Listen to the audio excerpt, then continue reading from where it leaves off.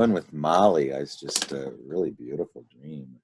Yeah, that dream really tugged at the heartstrings I for me. know. I'm just I was saying. careful I with was that. thinking about it today when I was out on our dog walk. I just was thinking about that dream, and it was just the real.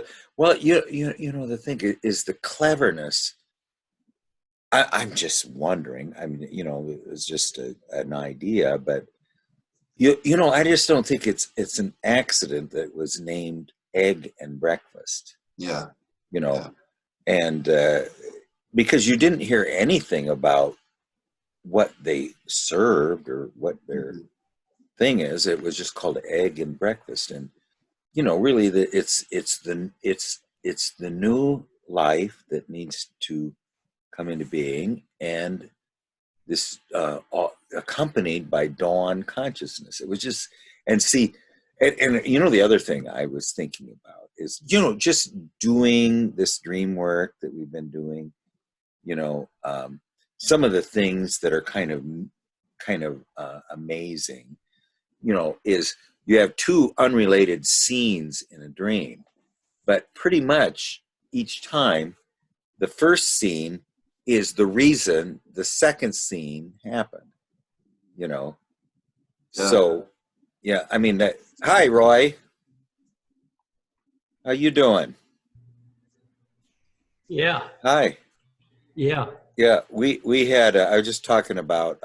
We were just talking about some. I did a dream with Charles earlier in the week, and you know, because he doesn't want to. I mean, he did want to talk about it, but he didn't want to take up a lot of time. But what I was telling him is just amazing. Some of the things we're learning as we're doing this dream work over and over.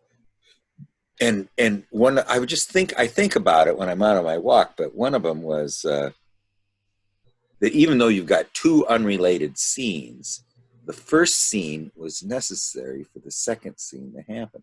And then you have like three acts, you know, like, well, and the one I was thinking of is where, Charles was with, was going to quit school, and the professors all come out to talk him into it, and talk him out of it, and which is very unusual. And then he's, in there with the friend who's the secret of languages. He just learned this language, and then they put some secret thing in the back of his trunk, and then he goes to the cemetery.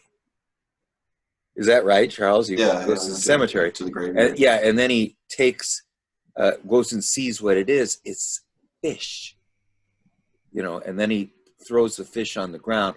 Then there's these people in the cemetery at the middle of the night, and they say, "Hey, go put those in a container. You don't just throw those on the ground."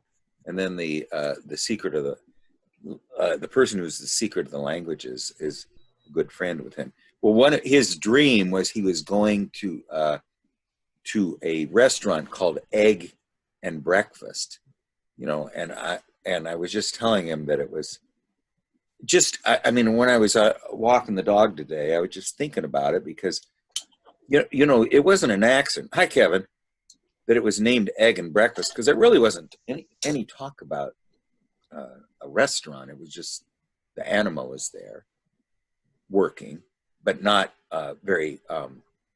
She was very listless, and she was listless basically because there was two scenes. One scene was Charles thought she was at this one place. She's left. So this place is very eerie. Its floor goes up and down like this. It's real narrow. It's dark, you know. And hi, Kevin. And then he asked somebody there if Molly was there, and they said no, she isn't, and don't bring her up. This place has been so sad since she's been gone, you know. And it reminded me of a dream I had too. It was and there's two. Let me see if I can find it real quick. I was just gonna mention that was, see if I can find it. I don't know if it's I've been working a little bit. I would just went before Charles came on your dream, Roy, which is there's a few things I don't haven't figured out yet, but oh yeah, it was this dream here. Let me see if I can. Let me see if I don't know, maybe I can get it on the screen here if I can. But anyway, it was this. There was this castle, and there was this prince there who was the master of disharmony, of disharmonic music, music that was not was like what is it? It's very dissonant music. Yeah, it's dissonant, or it's kind of like bebop or something. I mean, I don't know, but it was just very. He's the master of things that are not harmonious, of music. And then this big cloud comes to get him, and nobody wants to give him up, and but he leaves. The cloud takes him away, and suddenly the whole palace is just dead. There's nothing there anymore. So now this is, in this case, the anima had left, and it's just dead. And then so later I see the anima. I mean this prince and this woman who tried to save him, and they're just sleeping on cots, like nothing happened. And I'm just thinking, what's all this drama about? There were just nothing happened in the dream. But anyway, so he leaves. They told him that she was at a place called Egg and Breakfast.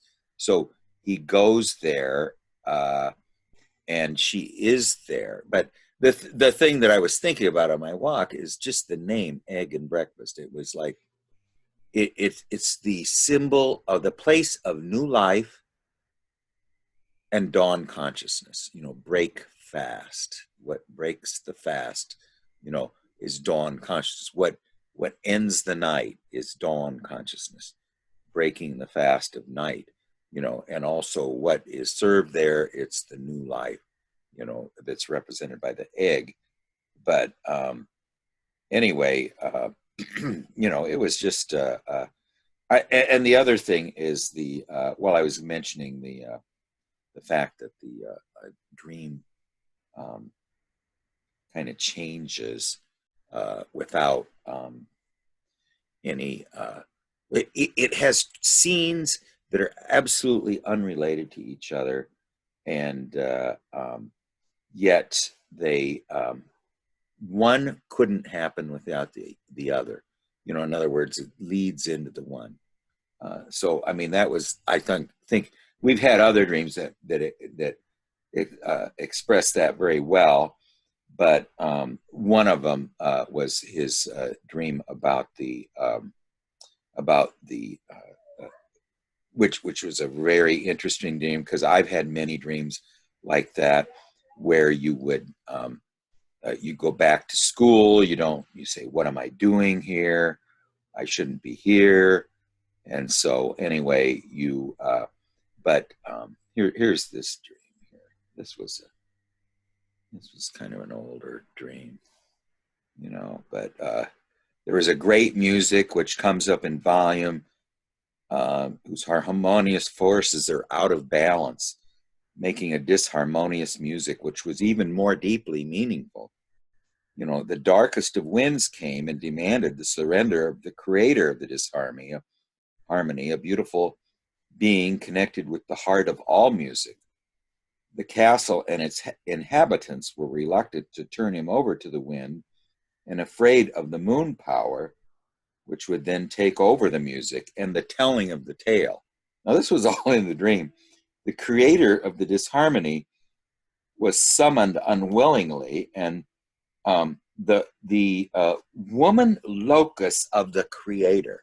Now, it was just, I don't know where I got that term. The woman locus of the creator was was on a pedestal, left alone to face the coming of the dark wind, dangerous and ominous, yet beautiful too. And as the wind left with the man, he and the woman of the center were held briefly together for a moment with death in his shrouds, and it was unbearable. There was no joy left, much tempered by the absence of the life force. But later I find a man and woman sleeping separately in the dark. Were these those same two? And if so, what was all the fuss about? You know. Hi, Tim and Sarah. I just we were just talking about a dream that Charles and I had talked about earlier. You know, just review it real quickly. There was a hi, Tim, too. We had he goes to a place where he thought the anima was. She's not there anymore. It's very eerie and dark. The floor goes like this, you know, and it's very narrow and dreary. And he asks a woman there if this anima is there. I mean, his really is a life force, because we'd had a dream before there that was also about the life force, you know. And so it's two dreams about the life force. And then this, she says, no, she's not here anymore, and don't mention her name because this place has been so sad since she left. So she was like, it was the opposite of, it was like this dream where, you know, when the one who led the music that was out of balance, that was more beautiful than the music that was in balance, left, all joy left. Well, when his life force left this place, he has a vision of what it's like without the life force, you know. But then they tell him that she's at a different place. So he goes to the different place. It's called Egg and Breakfast. So it has like the new life and dawn consciousness. You know, it's just this place of new life and dawn consciousness where the life force that is missing can begin again, you know. But the only way it can begin again is for it to link to the source, you know, which is the new life and the dawn consciousness. And she is there, but she's also joyless, and she's doing routine, repetitive tasks, and she looks very bored, and like there is no life in her. But then suddenly, I think you called out her name, or she just said, Charles, is that you? And then they come to a glass, and they still can only see each other, you know. And this, I've told this dream again, where my mother was, you know, when she died, she was, they moved a tree from the front yard to the backyard, and you could still see the tree, but only through a pane of glass. And, you know, when you say that a glass wall has come between us, you know, it means that you can see the other person, but there's no human warmth. There's no relatedness, you know, anymore, you know. So but this was, I think, a hopeful dream, don't you think, Charles? I mean, you said that you thought it was very hopeful. I don't know how hopeful I would say it was, but it was really effective. Mm-hmm. It really grabbed my attention. I was really distraught seeing her do these like soulless, repetitive tasks. Like I woke up like very emotionally affected by it. So I think I'm just glad that I had the dream because of how effective it was, and just it really made me realize that my animal's not happy. You know? Exactly. And you weren't happy. I mean, because, I mean, why were you seeking, you know, looking for her everywhere? Well, anyway, that was, I just was saying that I had been thinking about that dream all day, you know. And well, I'm going to put Roy's dream in the chat, and we'll see if we can finish it. Well, I don't know if we can finish it, but you know, it has some wonderful qualities, and I haven't got it figured out yet. But let's see, but this isn't quite. So Yeah, this, I'm gonna. Can I throw in a few comments? yes, certainly. Go ahead.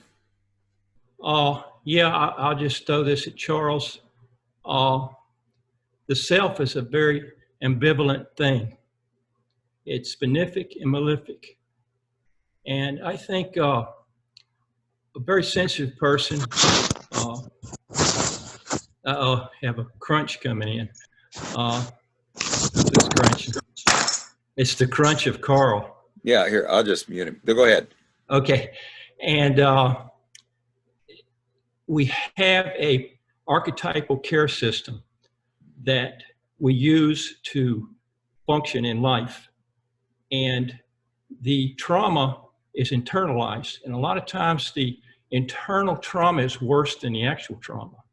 So our own personality sabotages ourselves. So the anima kind of represents a longing.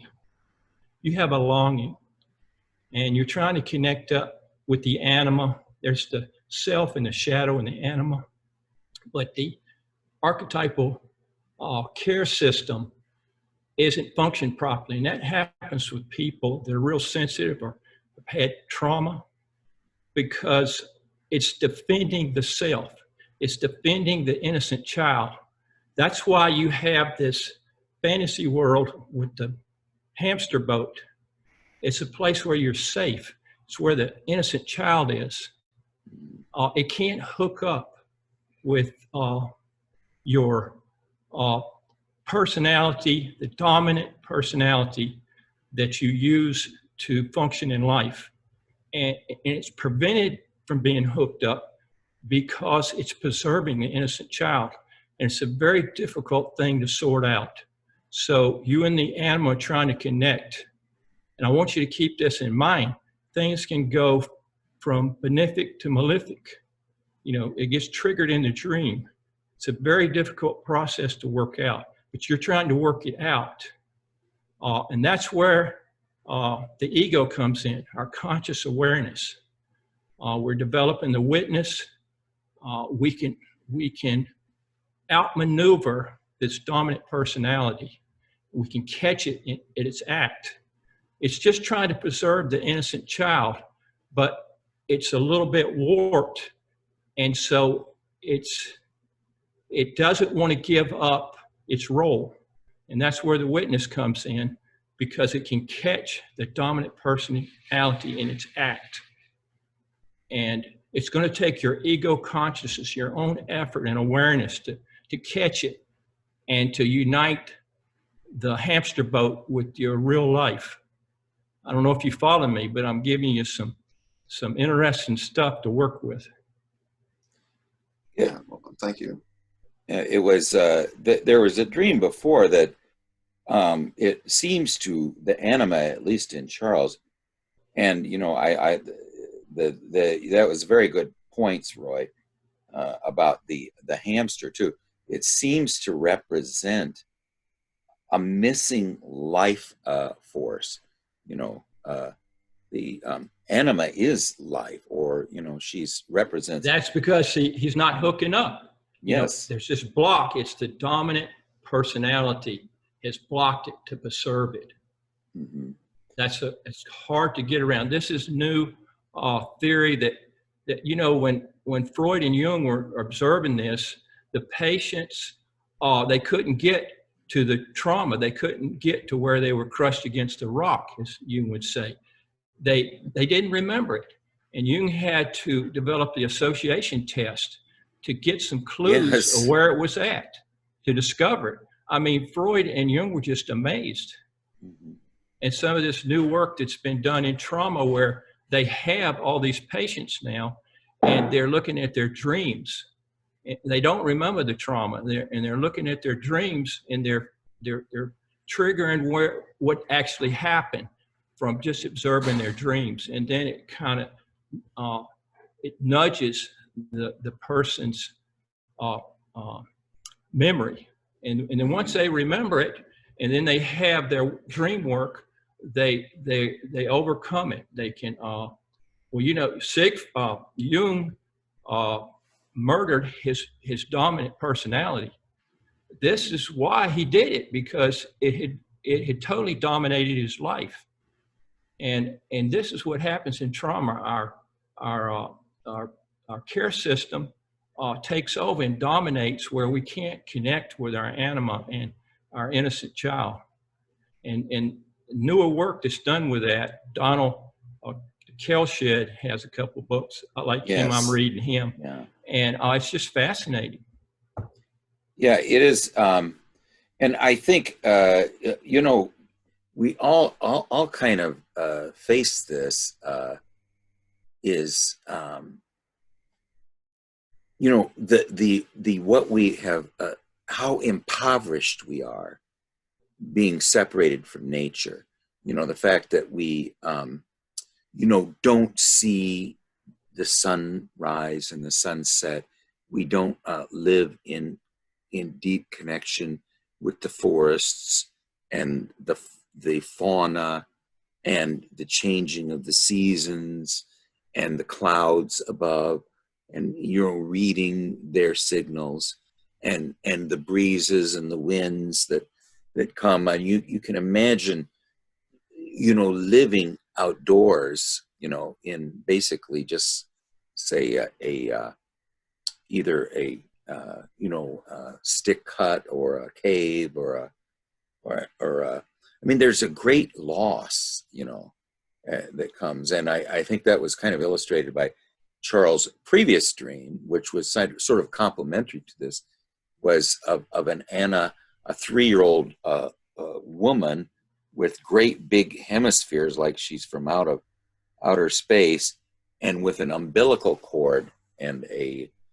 very misshapen baby, So it was sort of a commentary on what our life force looks like without nature, without the source, and not a connection with it.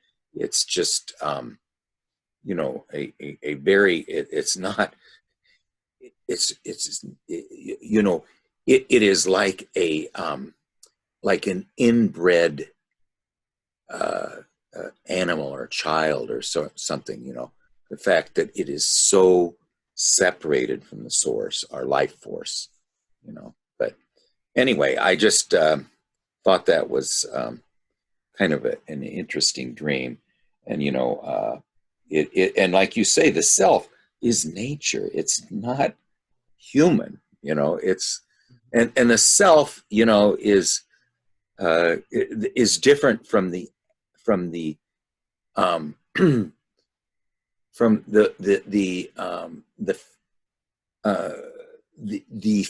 mother and the feminine aspect, which is closer to the earth, and where we're so far away from it.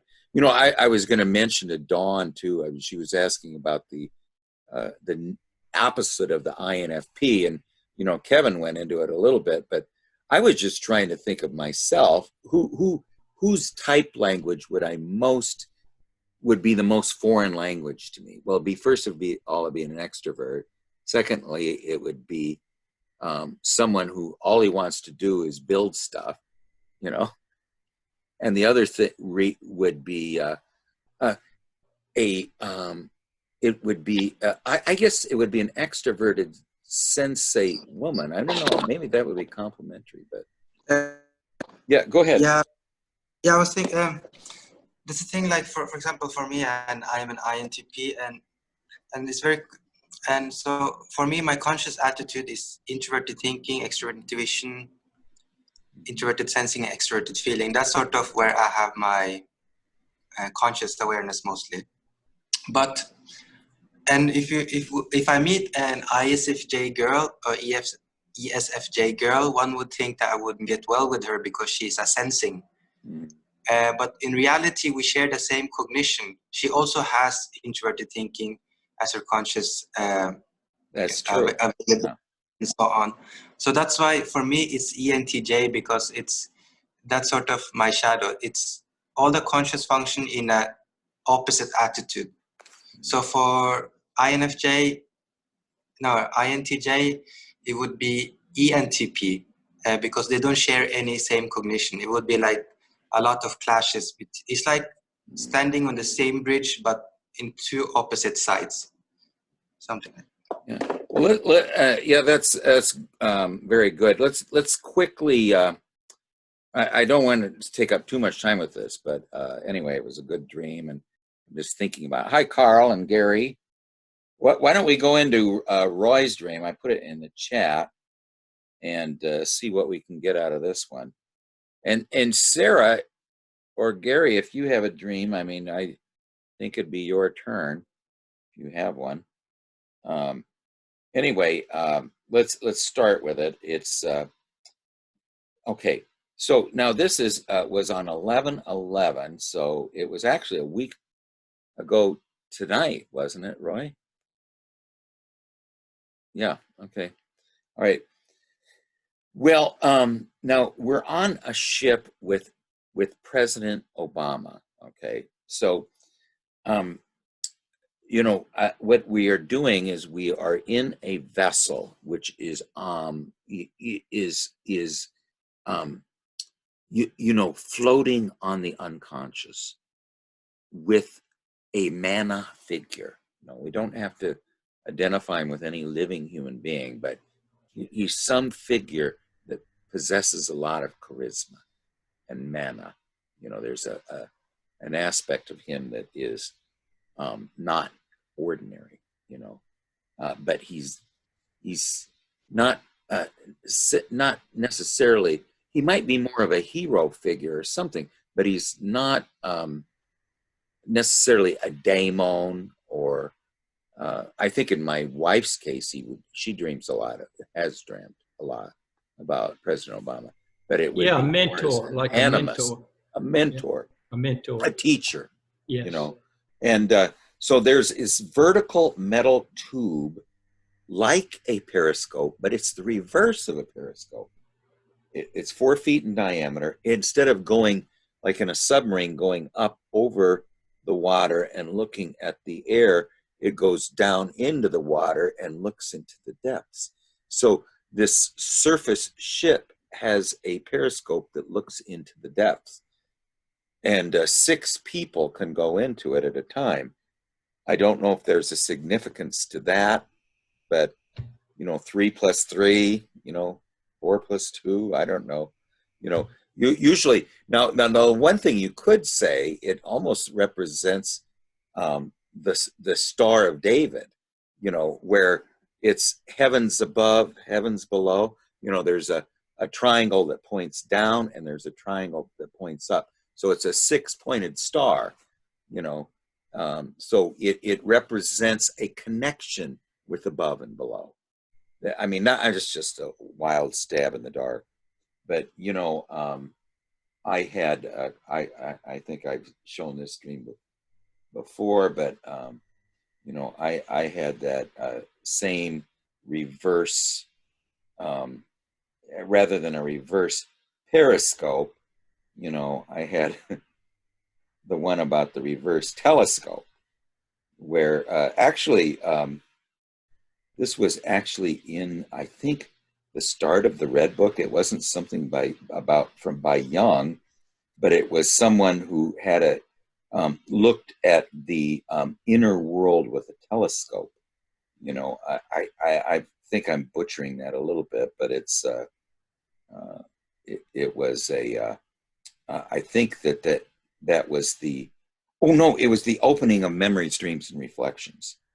If you read the beginning of Memories, Dreams, and Reflections, the epigram to it is about the upside down. Oh, here it is. Let's see here. If we got this. Yeah. See, there was a huge click and a great whirring sound, and an observatory dome is opening, and its telescope emerges. But the telescope and the observatory were pointed downwards, not at the sky. That is, into the depths. You know, and the difference between this and the upside down periscope is the periscope is not up in the sky looking down at the earth. This one is at the surface of the waters, looking into its depths of the waters, you know.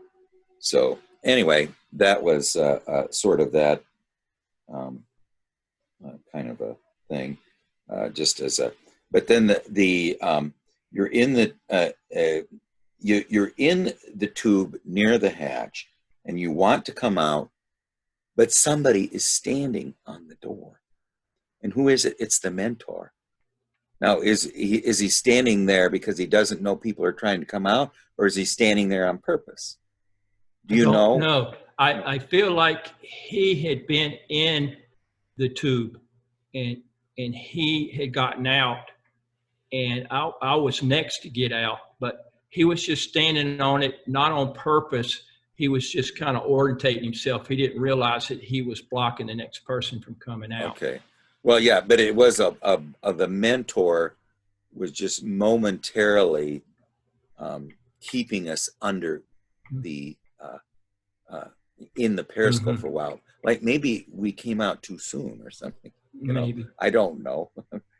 See, I'm guessing here a little bit. You know. Okay. Then you emerge, and then Barack and you go exploring. Okay. Now this is another one of those act twos, you know, where we're shifting a scene.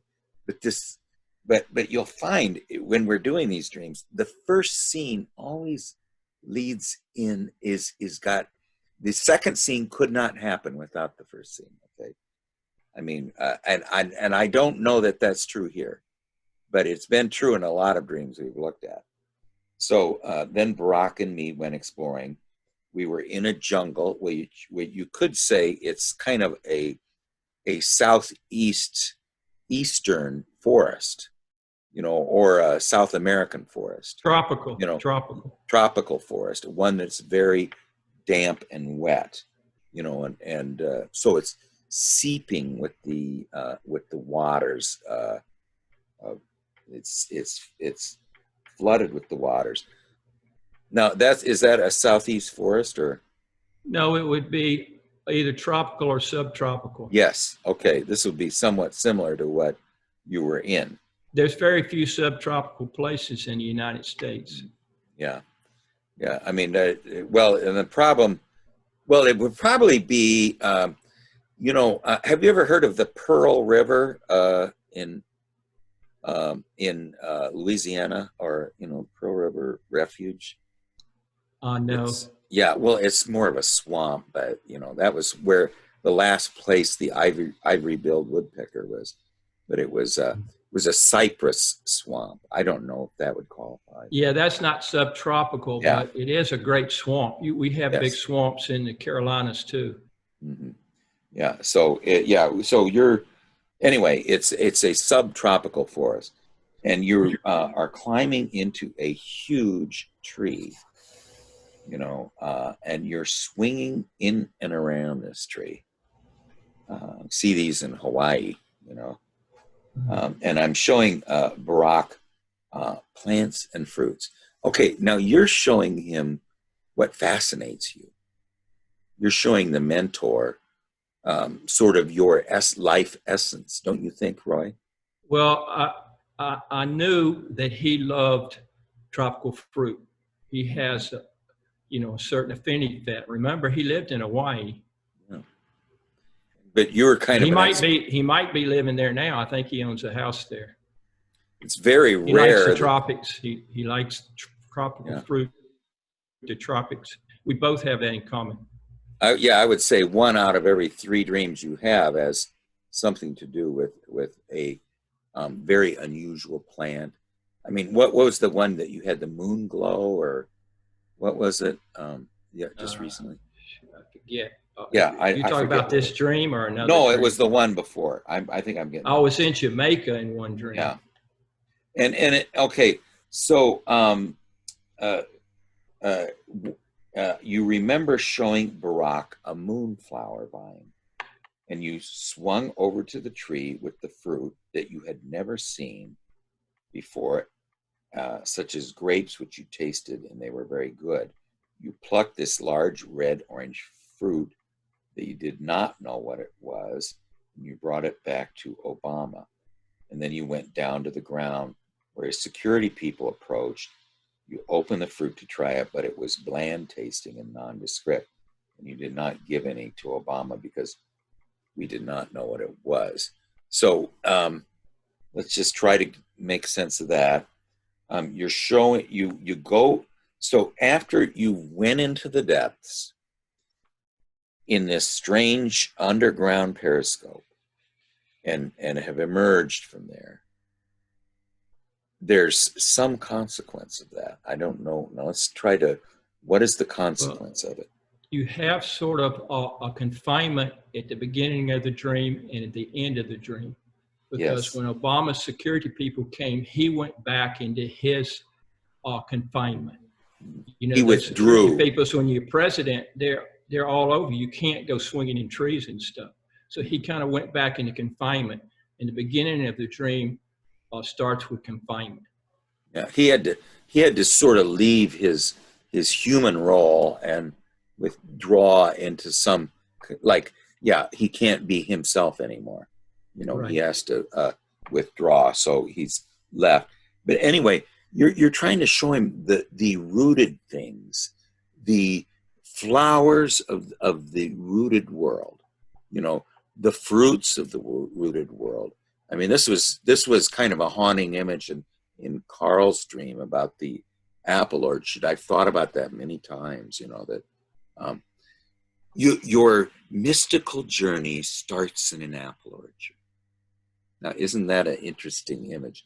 But now in this case, you're showing him moonflowers, which are very interesting. Why not show him a starflower? No. Here's the moonflower. So again, this is sort of that middle realm of the earth world. You know, the middle realm of soul. You know, and anyway. So anyway, let's try to finish it up.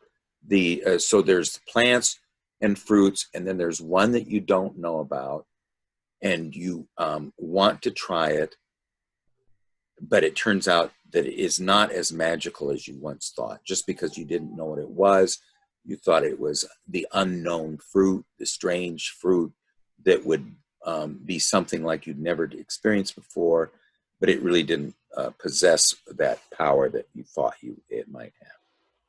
So anyway, let's see. Usually if we go, everybody says something, and Sarah, you did a very good job last time too. I was very impressed with your amplification. Why don't you start with Charles and we'll just go around. What do you think, Charles? Some of my attention is drawn to the fact that Obama has to get off the hatch before everyone can get up. It's like, you know, of course, a lot of the focus of the dream seems to be kind of following him. He's in this, I mean, obviously, you know, he's a former president and everything. He has this status about him, like, not until he is off of the hatch can everyone else come up. You know, so he's a kind of principal aspect of this. He's kind of like leading things, but then, and he has his security team that, you know, eventually kind of takes him away, but he's like an important figure that Roy gets to have like a personal one-on-one with momentarily. Yeah, there is an aspect of that official role. I like what you're saying. Yeah, like a figure that's hard to approach. That, you know, like Roy said, Barack Obama can't go just swinging around in trees and stuff. Like his security details can be pretty concerned with that.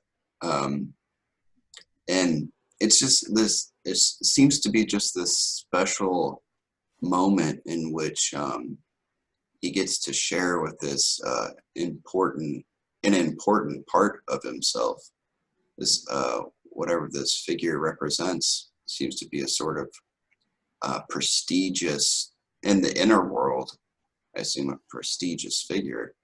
I don't know what the bland fruit is about. I don't know what, like, it's it's like undiscovered fruit. You'd expect it to be kind of spectacular, but it actually turns out to be really bland.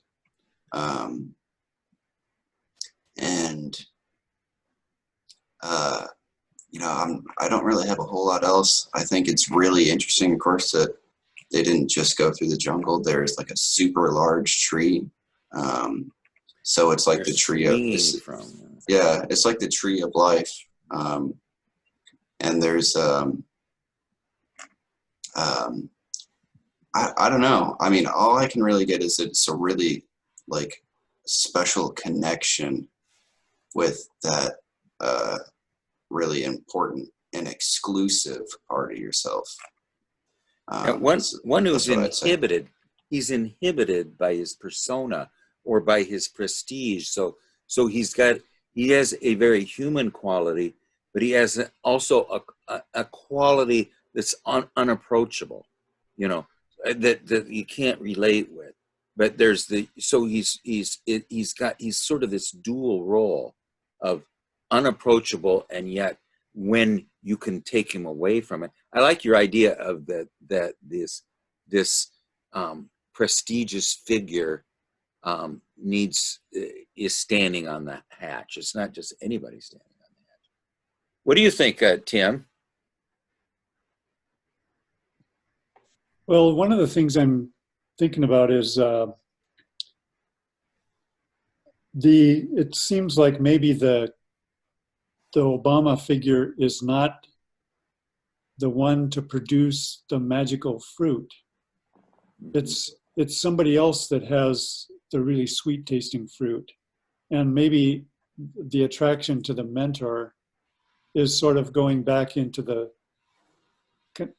conventional persona, or the more cognitive approach. But the really sweet tasting fruit that would be satisfying is going to have to be found in another way.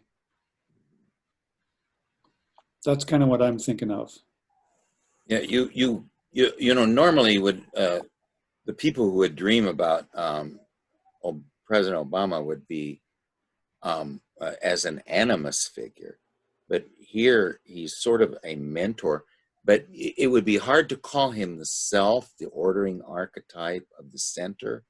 Maybe you could, but he has a collective quality that I really can't wrap my head around. What do you think, Gary? So the instinctive functions come out of the depths, and their appearance is controlled by the conscious awareness, which is Obama. And then the security team around Obama is, that's other parts of our discerning function. So the instinctive function is doing good things, but still, we need to see what it is. Well, that is wonderful, Gary. That's a revelation. What do you think of that? See, I'm thinking of this, that Roy is a very unusual person. I mean, he's told me that he's pretty much in active imagination all the time, or in the astral plane. So maybe he's left his ego consciousness, he's sort of differentiated out from it, a little bit. And so now he's separated himself from what used to be this, the very ego conscious aspect of himself. Roy's awareness, his center of gravity, has shifted away from that, but it's still there. I was just hearing Edward Edinger was talking about in Ion that the cross represents a differentiating and ordering, you know, and that's the what the symbol of the self does is it differentiates and orders, you know, and then that's why a mandala usually has 4 sections. You know, it's been differentiated by a cross, you know, and so it usually has 4 different aspects of it in the mandala, and usually not consciously, you know. But Gary, that is a what do you think of that, Roy, that your center of awareness has moved away from the very strong ego consciousness that you had when you were younger and moved to a different place? Yeah, yeah, that's very true. I've sort of I got out from under my dominant personality, and I have another personality in charge of the dominant personality, so it can't get on top again.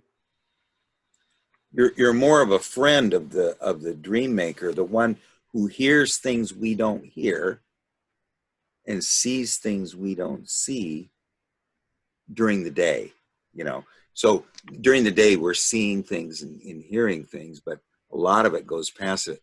None of it goes past the dream maker, you know, and he's going to bring it up later. He sees everything, and he's using our eyes and our ears, and he's recording it almost like photographically, because he possesses all 4 functions, or she possesses all 4 functions. So she can she's very good sensate, very good intuitive, very good thinking, and also she is Eros, you know. So she's incredibly feeling.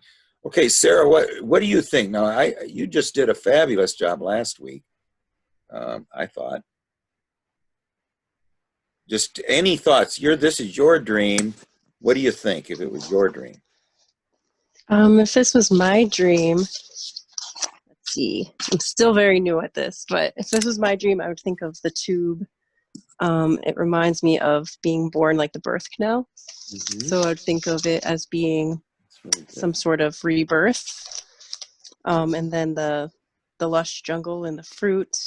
Mm-hmm. That reminds me of knowledge, like an abundance of knowledge. So let's see here. The bland fruit, that was interesting. The bland fruit, to me, maybe the knowledge was not, maybe it was hard to swallow. Learning something, a new knowledge that's hard to swallow. Yes. And because of that, it's not something you feel is worth sharing. It's hard for you to accept, so you don't want to share it. Yeah, that is, especially I like, have you ever seen, it's these prehistoric rocks that they would pull people through to heal them. And the idea was, and it's the same idea in baptism, is that you go down into depths and come up reborn.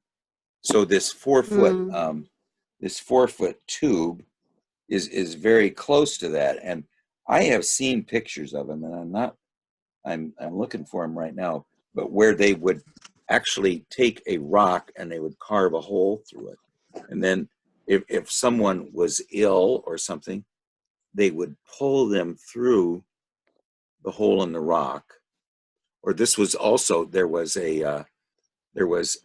this something very similar in Lascaux, you know, where you had to crawl through maybe a 2-foot diameter hole into a cave for maybe 200 to 300 feet, you know, and then so wow. It was a very traumatic experience, and then and full of claustrophobia too.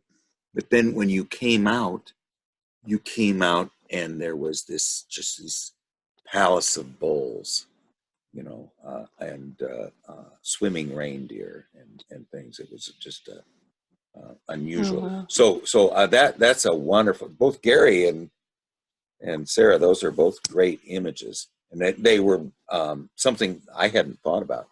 Carl, do you have any insights?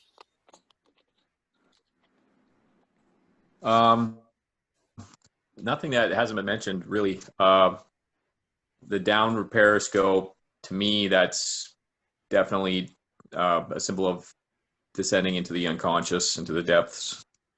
The tree, that made me think of the tree of life, like Charles was saying. Yeah,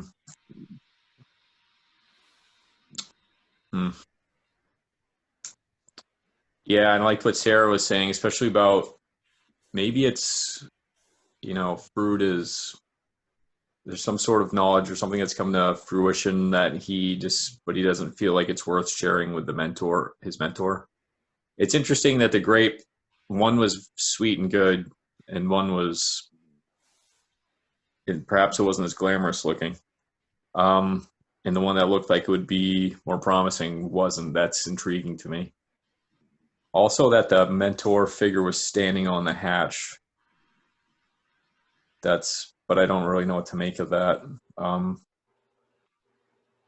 Yeah. It's somehow that his now it just go based on what Gary said, which was fabulous. Gary, that was great. Is for a second, consciousness was keeping personality number 2, which is Roy, under. It wouldn't let him up out of the depths. Now, see, there's this wonderful aspect, Roy, of your two-ness is showing. The fact that there's you and something else, and so this you and something else is you, and this very collective aspect of yourself, which is represented by the president, the king of the ego, the old king. See, you could say, like where in Europe, at the turn of the century, everyone dreamt about kings and queens and princes and princesses. In North America, people were dreaming about presidents, who had somewhat of a stand-in. But see, they're kind of they don't really suit the role of a king, because the king is a more archetypal figure than a president. But in the United States, or in non-monarchical countries, that's all we have. So I think that's what it is. It's sort of the old conscious aspect of us. Okay, Kevin, let's hear it. I feel like this is the second night sea journey. We do a 2 night sea journey. One is away from the self, and one is towards the self. And I feel like this is the second night sea journey where you're moving towards yourself. And for me, it's more the question: is it the tree of knowledge or the tree of life? In paradise, there was 2 trees: the tree of knowledge and the tree of life. I get a sense of both in this case, like the playfulness along the tree, but at the same time you have the fruit, which is knowledge. And I also see there is a play of opposites. The swinging back and forth is also, I would say, a play of opposite within your inner core. So that's pretty much it. I don't know if I can say something more about this dream.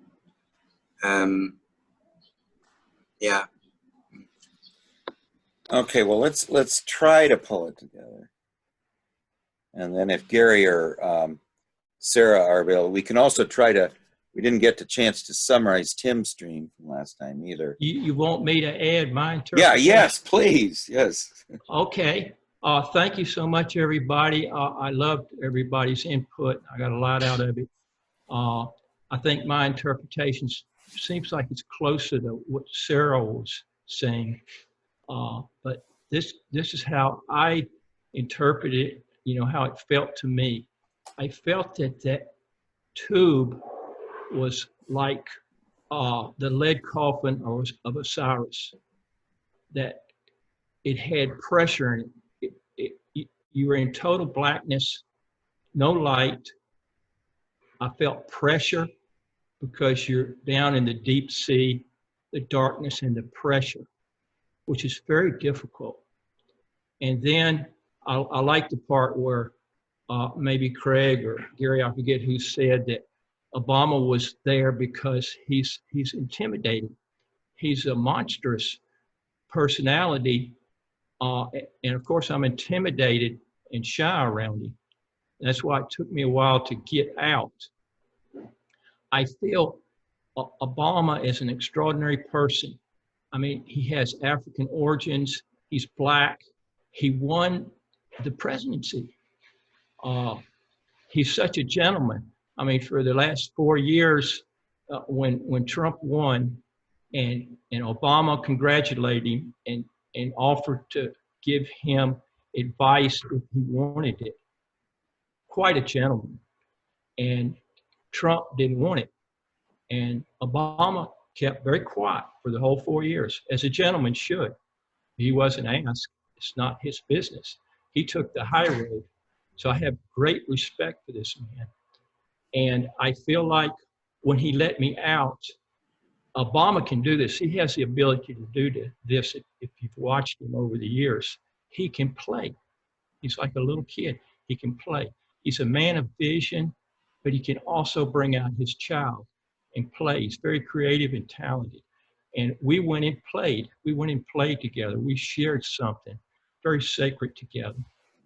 But then we had to go back into this world of pressure, you know, because that's what happens. We live that kind of life where all of a sudden we're free and we can play. And then the next moment we're in this world of pressure and stress. And it doesn't matter who you are, peasant or the president, we can't escape it. And the magic is when we play. And I believe that's why the fruit was bland, because when I got down to the ground and everything changed, the fruit didn't have magic anymore. It lost its magic. Isn't that after Obama was retreating, or this aspect of is retreating, yes. Or is it before? Yeah. As soon as we got to the ground, then Obama had to retreat, right, because the security people approached, and that's when we decided what we were going to do with the fruit. And I decided to taste it. Obama couldn't; it was too risky, and it was bland because all the magic is gone. Yeah, and that's the way magic is. That's the way it is. You know, it just happens and you're playing and then it just disappears. So where did it go? You know, why did it come to start with? It just happens. Well, you went up into a magical tree where everything was magic, you know, but then when you left, you know, you were that magic left when you got back down on the ground. Big ficus tree.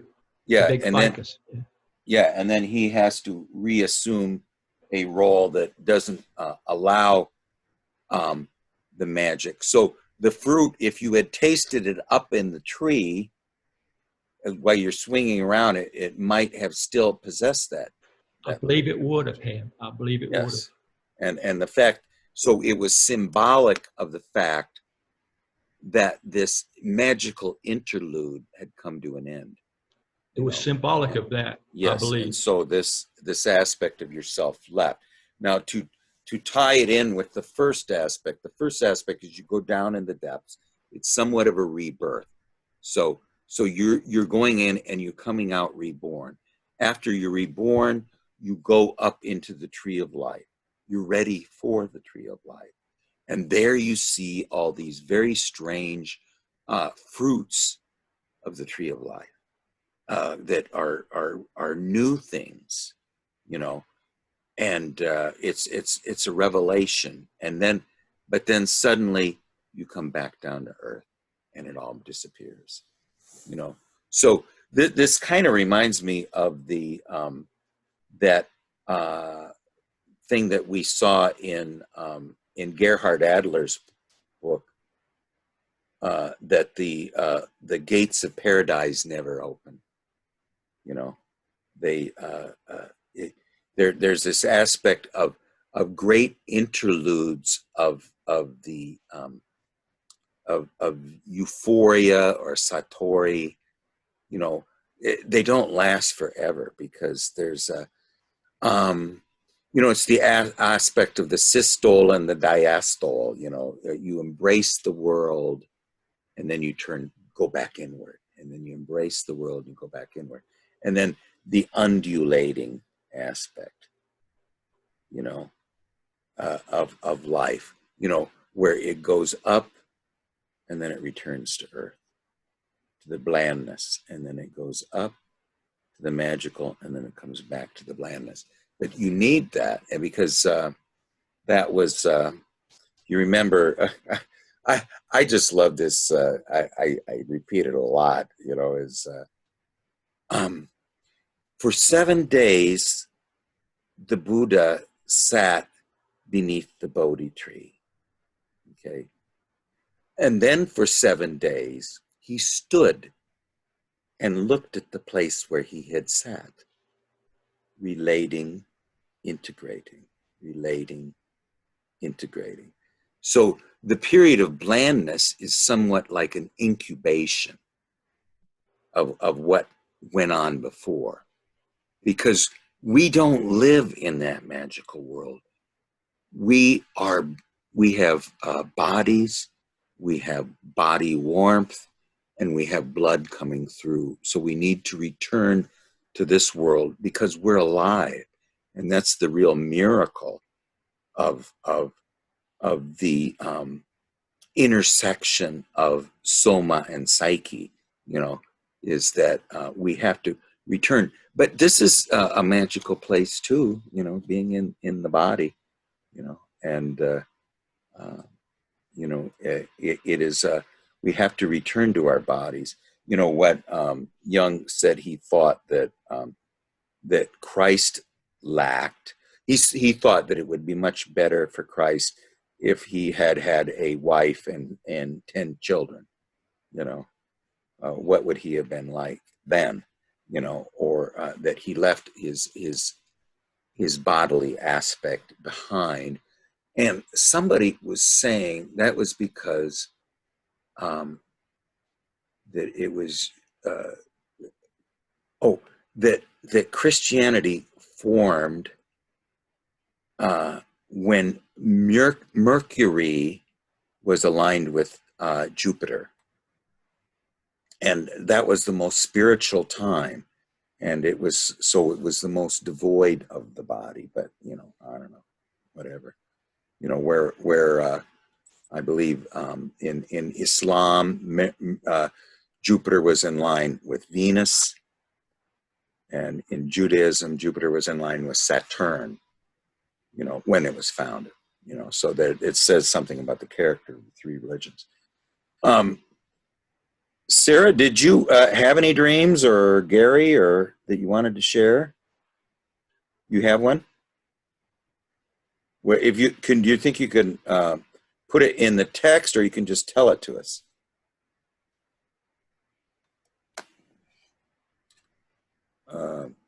Oh, did you put it in the text already, or not? Oh, are you muted and can't unmute yourself again? Let me see. All right, I keep trying to unmute you, and I'm not very good at it. Let's see here. Darn it. Okay, there. You should be okay now. There you go. Are you? I'm trying to put it into the group right now. You See if I can can mail send it. in there. You can email it to me too, or if you want. Oh yeah. Yeah. Yeah. Either way, and then you can just tell it to us.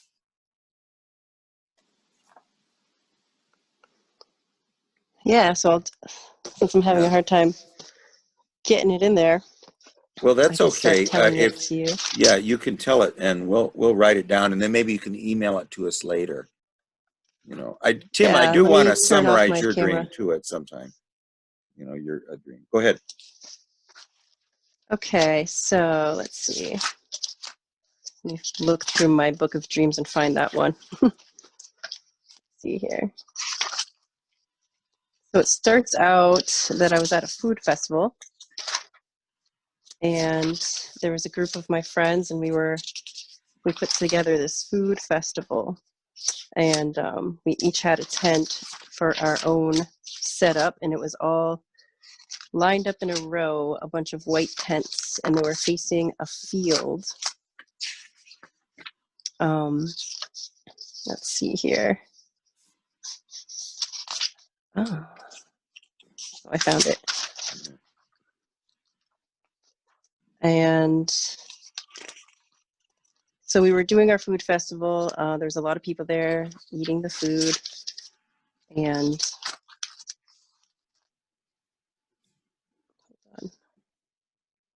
okay, yeah, a bunch of people showed up when we were having our food. Things went really well. And then it got dark, and so we all stopped and everyone went to bed. And I went over to a big pile or a small pile of wooden pallets. And I went to rest on the wooden pallets, and I looked down, and there was this hole, and I looked down and I saw a rat. And so I was worried about the rat and how the rat could affect our food. So I sprinkled some poison on the rat. And then the next morning, the rat was gray, by the way. And then the next morning, I found that the rat had gone into my tent and had died. And then the rat was white. And after that, people started showing up for the festival once again. And we hadn't put anything from the night before away. So everything was spoiled and dirty and gross. And so I was in a big hurry. I was getting everyone to sterilize everything and clean everything up as fast as we could. And I remember being really concerned about the food being sterile for the customers who were showing up. But everything seemed okay. We started cooking again. And I was going through the tents, making sure everything was okay. So from the field facing the tents, mine was the furthest on the left. And so I went from my tent and I was looking into each tent. And on the very end was a tent that had my mother in it, but she was young, like from when I was a kid, how I remember her when I was a kid. And she was laughing and joking. And there was a man in there with her, and he was preparing vegetables. I didn't see his face. I remember wondering, who is that guy?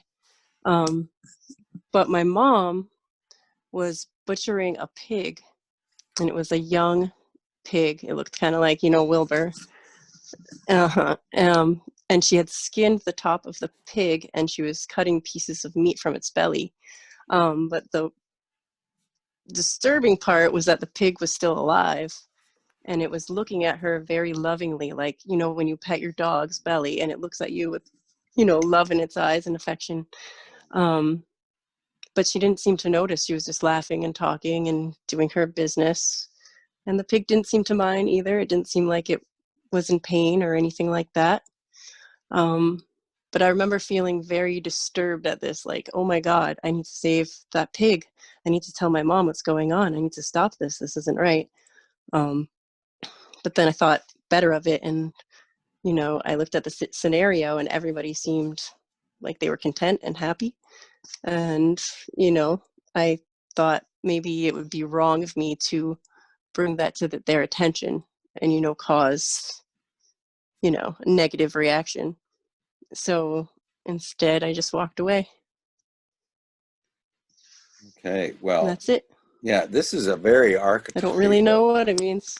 Well, let's give it a try. I mean, it's a very archetypal dream, and it's one that let's just start on it. I mean, you can't. It right now it seems hard, but the only way that we can understand it is to go through it a little bit at a time. So you and other and your friends have formed a food festival. So you have a place where people can come and sample that which nourishes them. Okay, and there's several stations in this place of nourishment, and yours just happens to be on the farthest to the left, so it is like an like the unconscious, the most unconscious side, the one that's closest to the dream world. It faces a field. Now, do you know what it was a field of, or was it just a meadow, or was it a wheat field? It or was just cornfield? grass. Just a grass. Okay, just an open place. It was just grass, and there were some flowers. Yeah, open. It just seems like that there's some. It's almost like that has, at least from the way you were describing it to me, it seems like, you'll watch some movie and there'll just be some beat throughout the whole movie, and it's sort of a character in the movie, but it doesn't, it's just this rhythm. So it almost seems, since everything's facing this field, that it has an unspoken role. I'm not sure what it is, but it seems important. Okay. Then it got dark, and everybody went to bed. So the day had come to an end. The night had descended. So this was sort of the moon world, the moon realms. Okay. Now, during the moon realms, you went to lie on a pile of wooden pallets. Wooden pallets are like, Peter Kingsley's book was called Catafalque, which is a pallet for a coffin. It was sort of the underlying structure of things. So you go to lie on some kind of a thing that is a base for something else, or something where things are set upon. So it's a base. So you're lying on things which have foundational qualities. Okay. Then so now, while you were lying on these foundation stones, which are in the form of pallets, you see a hole, one that goes into the ground. Do you think that it was a tunnel, or was it just a hole in the ground which didn't go anywhere? Was it like a gopher's tunnel or something? It was actually a few planks missing in the pallet.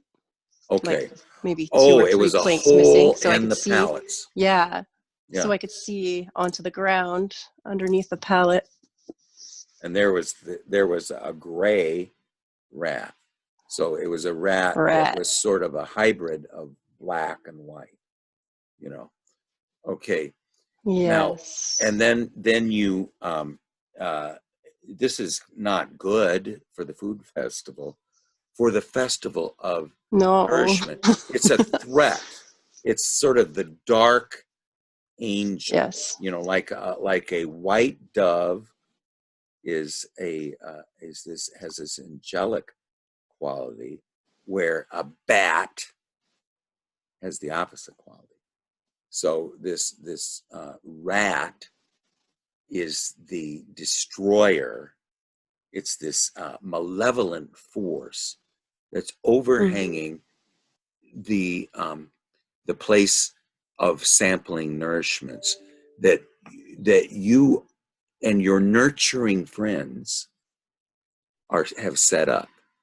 So as a nurturing person, that you are setting up this place where you are providing nourishment to many people, and here's the malevolent force. Right. It kind of reminds me of Rumpelstiltskin, I mean, he's the one who's going to steal the new life, or this. Right. Yes, there's an aspect of it's the malevolent force. Yes. So you're casting a magical spell on the malevolent force, which is this magical powder which makes him disappear. Okay. But the next morning, you go into your food tent on the far left side. So, you know, it's the farthest, the one that's farthest away from the conscious attitude. And there is this malevolent force, and he has been transformed. And at least he's white. So he's not a mixture Right. of black and white anymore. So he has whatever you did to him made him more of a spiritual rat than he was before. At least he's a white rat. You know, he's still a rat, but he's a white rat. Okay, all right. Then after that, then there's another critical factor, and that is that all of this nourishing food was not tended to properly, and it is all decaying, and so Unsafe. unsafe. It's so we have not been very good nurturers, or we won't be good. We won't be good providers of sustenance to those who come to us, you know, because we're going to be giving them food that will make them sick. So how do we make it healing again?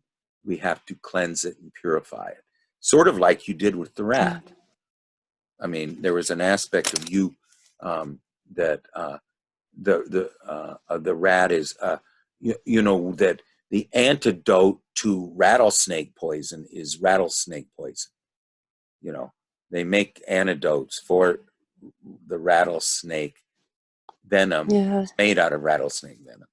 So that's kind of what I was thinking about the poison that you gave the rat. But then here's this other. So there's been two crises. One was the rat that was in the foundation pallets of the whole festival, and then the rat that was a rat, but a black and white rat is now a white rat. So he's joined forces with at least the white-hatted rats, you know. So then after that, you sort of cleaned up, and there, so things are ready to go to nourish. And then we go into the act, I would say Act 4. We had 3 acts. This is Act 4. Now we go into the one that's most on the conscious side, farthest to the right. And there is the mother within us, and yet she's very young, you know, so she's a young mother, you know, and she is with the animus, you know, and they are happily serving food from what in Irish mythology was called the inexhaustible pig. You know, there was a pig there that you could kill and serve every night, and then the pig would be there the next day just as happy as he was the day before.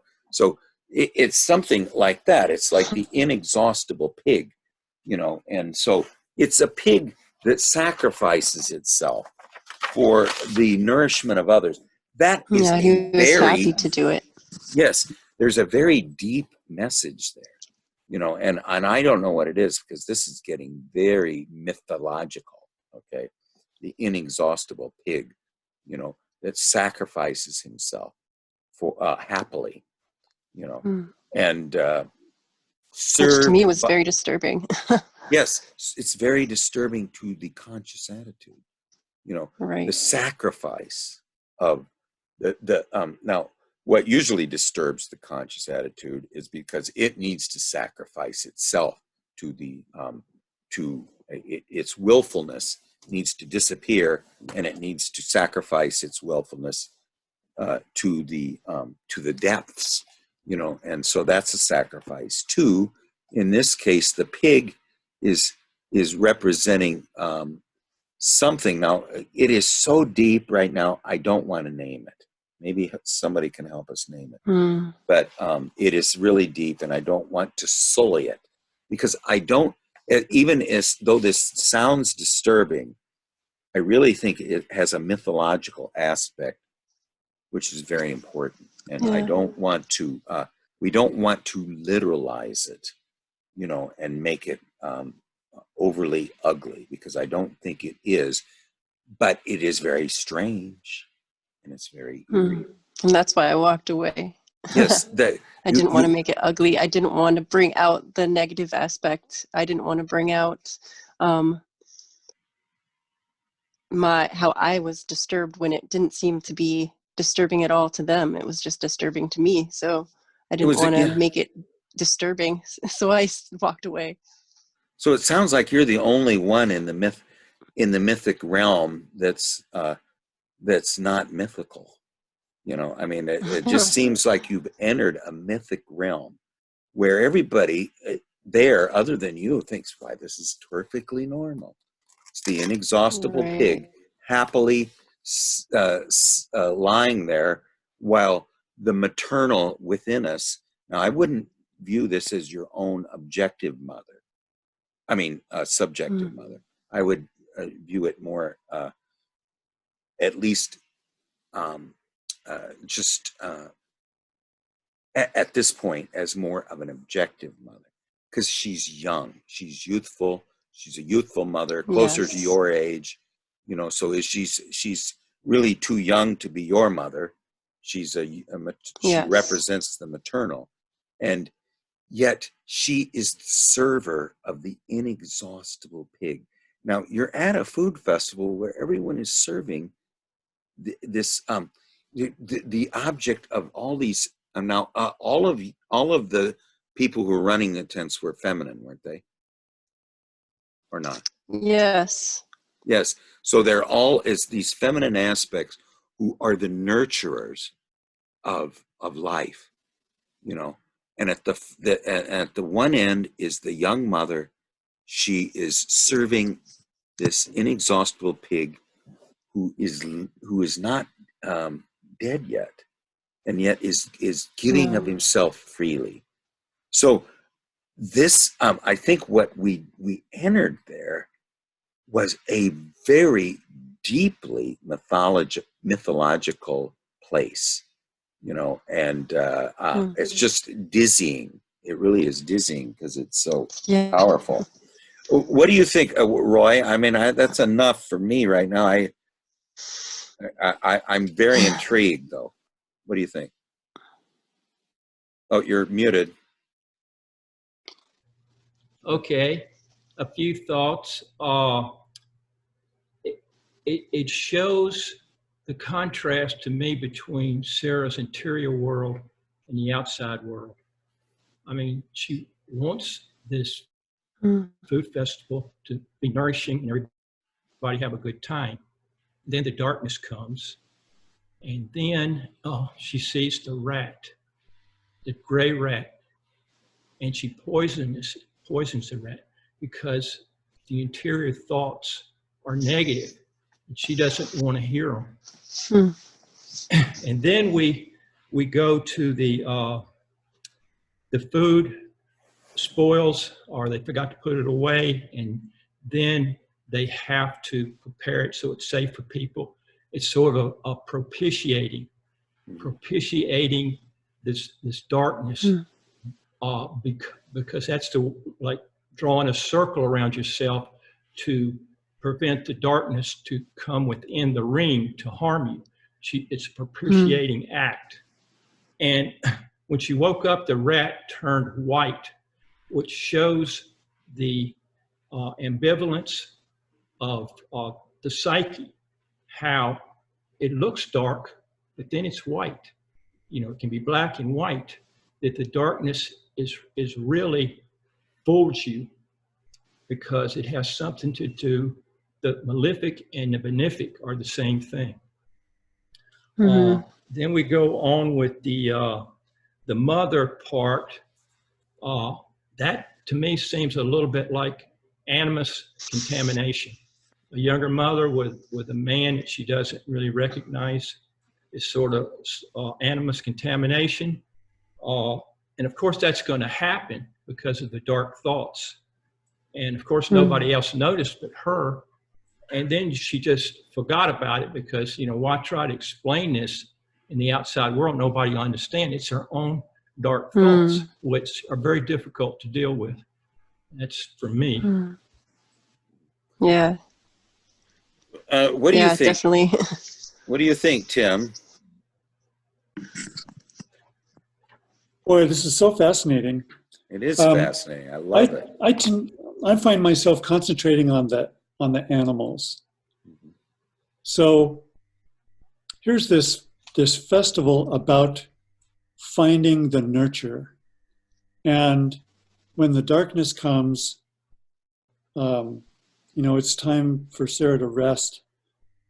And the first thing she sees is this instinctual aspect that is kind of terrifying. And so Right. it feels like the conscious attitude is, well, let's get rid of that. But then in the morning, it turns into this white rat. And I think of, a lab rat that is an agent that helps us discover new knowledge that we couldn't have access to before. And so all of a sudden, this kind of frightening thing becomes a helper. And then there's this appearance of the maternal life giver who has discovered how to transform that instinctual energy into something digestible. And I'm thinking of the pig as, pork. The admonition in the Old Testament against eating pork had something to do with a health hazard that they didn't really understand. But if you have the discernment to be able to take this instinctual force and use it in the appropriate way, then it will become this sort of golden goose, the inexhaustible, what did you say? It is a good golden goose. It's an inexhaustible pig. The inexhaustible pig, yeah. You just eat it and it never stops. You never consume it completely and it doesn't die. So it feels to me like here's this capability that you have to access some kind of instinctual force that takes a real delicacy to be able to extract the energy in a helpful way, and not being terrified of that instinctual force, whatever that is. That makes a lot of sense to me. Well, I think, in every case, every one of these images, without me understanding or having any idea what they're about, was riveting. There was some aspect when we feel that riveting, it's compelling. So these are very compelling images. What do you think, Gary? I guess, Sarah, what was your response when you saw the white rat in your tent? I was surprised, and I felt a little bad too. I felt sorry for it. And I was surprised that it changed. I didn't really know what that meant. But for me, it almost felt like it wasn't bad anymore, and I felt guilty for killing it. Got it. Okay. That's all I wanted to know. In that case, I don't have anything to add. Okay, now watch out, Charles. Thank you. Is next. Charles, you're always you sometimes see things that are obvious that we don't see. Well, I think this dream is particularly it was very feminine and very earthy, and I would be shocked if I were to have this type of dream. But to me, this makes me think of this pig being like a holy pig, and that the Sacred. um, the role of physicality and flesh and blood earthiness is being, this is the way I look at it. It highlights its, you know, divine, holy nature. You know, some people think that they can only have, you know, nourishment from the psyche or nourishment from God through invisible means. But it makes me think of a time where, you know, don't ask me how I got into this, but I asked God, what is flesh? And God said, it is of me. And this dream made me think of that. And it is just It's a communion. Yeah. It's a holy Yeah. communion. It beautifully highlights how, you know, physical nature is just as sacred as anything else. Wow, And yeah. that's what I get from it. So yeah. Wow, thank you. That sacred quality, you know, all us blasphemers here need to understand. I mean, it's very alive, but you know, we're so heretical, we don't really understand anymore what the meaning of the mass is, you know. And I think we're going to have to read a little bit about the mass before we understand the sacred, inexhaustible pig, and the fact that it is served by the eternal mother, by this eternal feminine, you know, and with the help of the animus, either the animus or the self, they are serving this sacred pig, and she is the life bearer. In fact, I think every one of those tints, I liked what Charles was saying. There's this aspect of the nurturing feminine. It is it has created a field near this open meadow, which is also has a feminine aspect to it. You know, I was thinking of the Elysian fields, and that's why I was kind of asking you what kind of fields it was.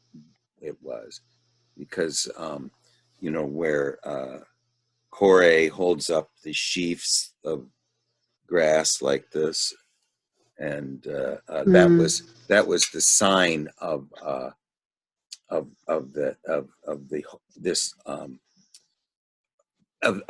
you know the motto of the Oracle of Delphi, or the one that held up those sheaths of wheat, what, you know, who is related to Persephone, by the way, is know thyself. And what it means is know the center, know the depths, you know. There's just this aspect of that. I mean, Accepting the light and the dark. Yes. Well, yeah, and knowing the deep underground realms are where we came from, you know, the earth, you know, the chthonic realm of the earth is where we came from. And anyway, I'm saying, Sarah, whoever your dream maker is, this is a very profound, you know. And I'm just saying that right now, it's a little bit for us surface dwellers to wrap our head around these deeply mythological themes. What, Kevin? What do you think? Yeah, I can't help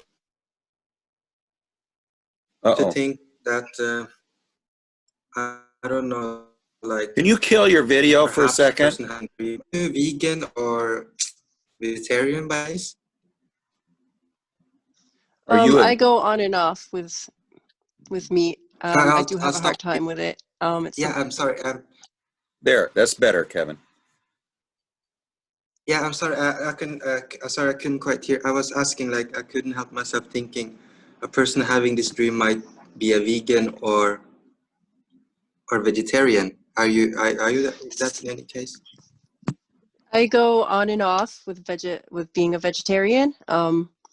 So I go through periods, and it's something that I kind of go back and forth with because I do feel a little uncomfortable and a little guilty eating flesh. Yeah, and for me, this is my own theory, is that I feel like this vegan and not eating meat, I think it's a higher purpose thing. I don't think it's an individual. I don't think it's an individual not wanting to eat or anything like that. I think it's a movement from the Great Mother, and I think that's why perhaps you have had this dream. I think it's a collective movement which is going to be more and more. I don't like to scare people. I think it will come a point where people don't eat meat at all. Like a stomach thing will be a problem for humans, and I think it's not a movement of an individual cause. Like I just don't want to eat meat. I think it's an overarching cause from the collective unconscious itself. I eat meat myself, but this is what I, and this is what I see. So I feel like the myth which is talking about this is eventually like the great feminines in the dream, but it has also a scary message. And I don't know if I want to take it as a complete message, because life takes life, like life kills life. And so this is a very hard message to swallow. If I was a vegan and I would see this, I don't know if I could digest this dream, to be honest with you, because the feminine is saying, the pig is also on it. So I don't know what is going on there. But it's worth.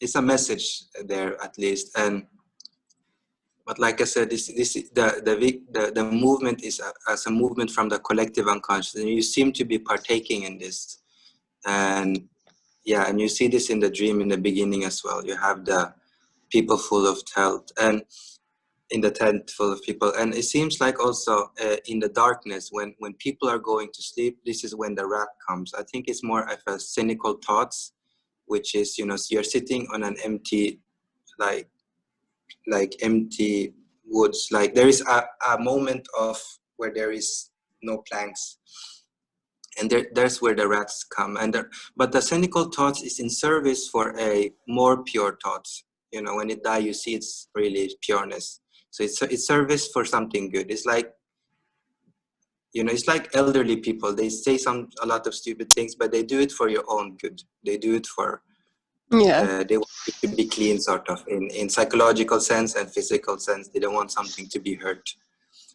And this is definitely a really strong. I don't know. It's deeply elemental, So I don't think we can moralize it too much. I think that's one thing I would say, Sarah, is this dream is very elemental. So it speaks very much of the deep ground, So it's very far from consciousness, I feel a power in that. Carl, did you have any comments on it?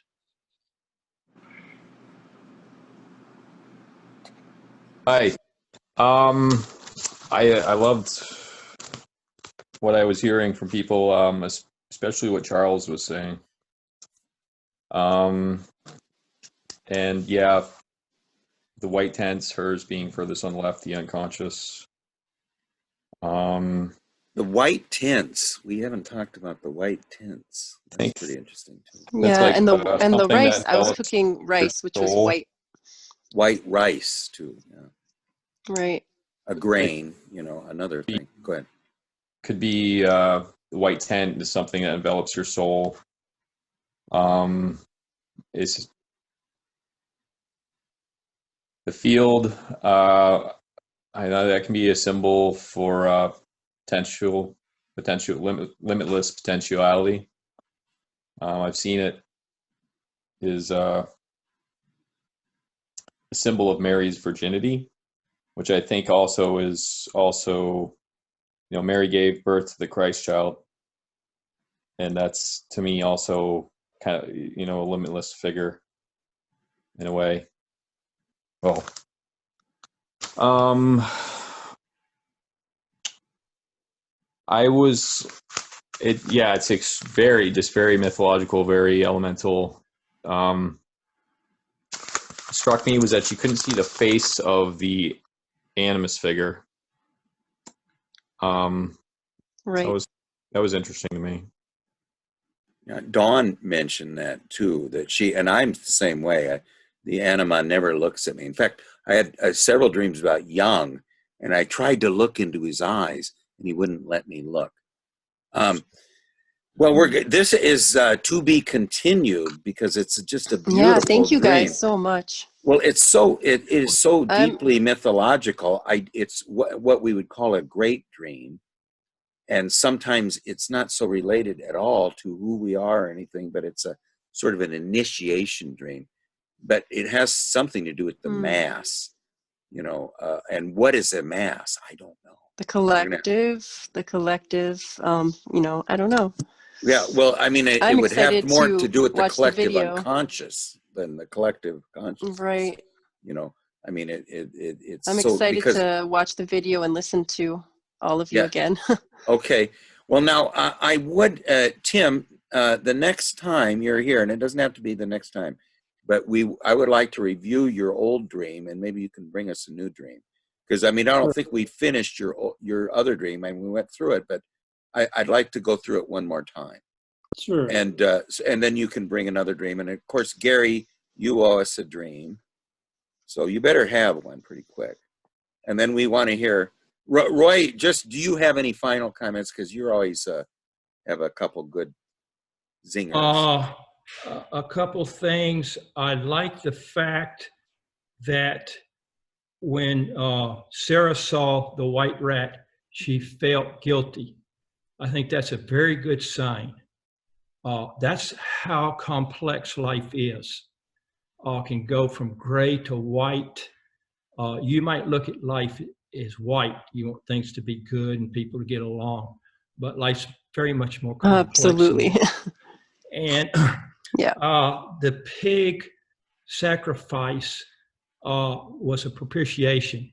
Yes. And the animus can be very like a trickster, very comical. And he was manipulating this with a smiling pig, about this is how you make a sacrifice. This is a real propitiation. And the pig was smiling, even cooperating, just like the rat was cooperating. He went white on you. It's how complex life is. I just wanted to add that. Wow, thank you. Yeah, we're going to have to go over what the sacrifice is, because we can't moralize things like this. It is, because when it's so mythological, because we're not in the conscious realm anymore. We're in another realm where a different logic and a different ethic provides. So we can't bring in our conscious attitude into the mythological realms.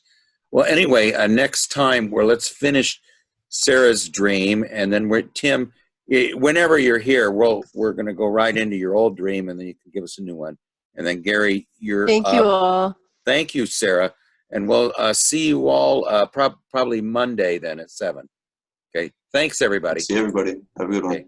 Bye-bye. Take care. Yeah.